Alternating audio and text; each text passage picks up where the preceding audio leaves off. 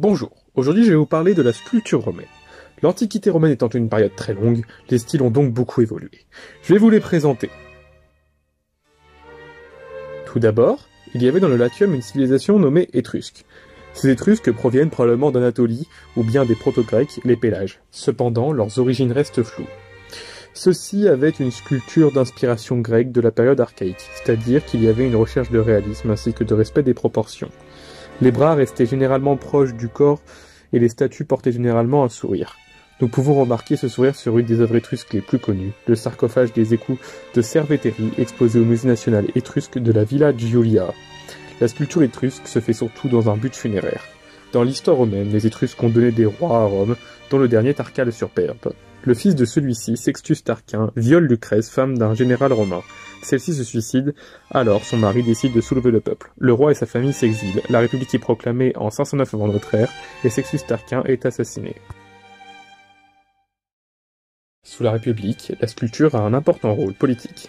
En effet, celle-ci est mise en place dans le cadre d'une propagande. Ces sculptures sont généralement très inspirées de l'art grec, mais ont aussi une influence étrusque. Un modèle de statue est très populaire, il s'agit du togatus. Concrètement, il s'agit d'un portrait d'un homme d'État, comme l'indique son nom latin, vêtu d'une toge, comme par exemple ce buste de Pompée exposé au Louvre. En 27 avant Jésus-Christ, la République, après de longues guerres intestines, est renversée par Auguste, qui proclame l'Empire. La sculpture est encore plus un outil de propagande. Certains empereurs, comme Marc Aurèle, aussi philosophes, font ériger des statues équestres en bronze, dont une copie située sur la place du Capitole à Rome. Les membres des statues sont souvent séparés pour faciliter les choses. En effet, lorsqu'un empereur meurt ou bien est assassiné, il est coûteux de refaire entièrement des statues. Il est alors plus économe de simplement changer les têtes.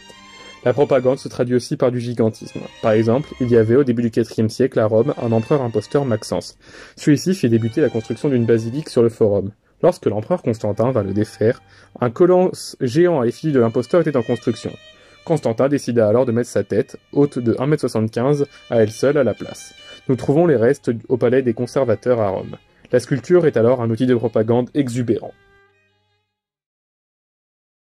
Au début persécuté mais ensuite légitimé puis maître, les chrétiens ont développé un art d'abord clandestin puis légitime, l'art paléo-chrétien. Cet art trouve ses racines dans l'art païen, certaines figures de ces derniers sont christianisées. De nombreux symboles religieux y sont évidemment ajoutés, et le haut-relief fait son apparition en sculpture. Ce type de sculpture se trouve sur certains sarcophages, comme celui-ci datant du IVe siècle. Cet art est pour certains reflet d'une période décadente. Pourtant, l'historien Paul Orose du IVe siècle estime que celle-ci est la plus heureuse des périodes, et des historiens de notre époque comme Henri-Irénée Marot la considèrent comme une période de renouveau pour l'Occident.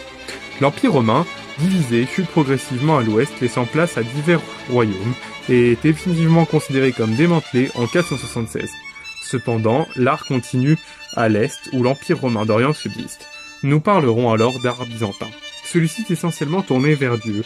Nous y trouvons quelques bas-reliefs, mais la sculpture est délaissée au profit des mosaïques. L'Empire d'Orient, autrement appelé Empire byzantin, agonisera lentement avant de s'éteindre définitivement par la prise de Constantinople le 29 mai 1473 par le sultan ottoman Mehmed II. Ainsi, la sculpture romaine a bien évolué et est un mélange de plusieurs cultures ainsi que de religions. L'art romain de la République et de l'Empire aura beaucoup de succès à la Renaissance, tandis que l'art byzantin continuera en Russie après la chute de Constantinople. Je vous remercie pour votre visionnage, je tiens à rappeler que cette vidéo n'est qu'une légère vue d'ensemble de la sculpture romaine. Je n'ai pas pu rentrer dans les détails. Si le sujet vous intéresse, je peux que vous recommander de l'approfondir.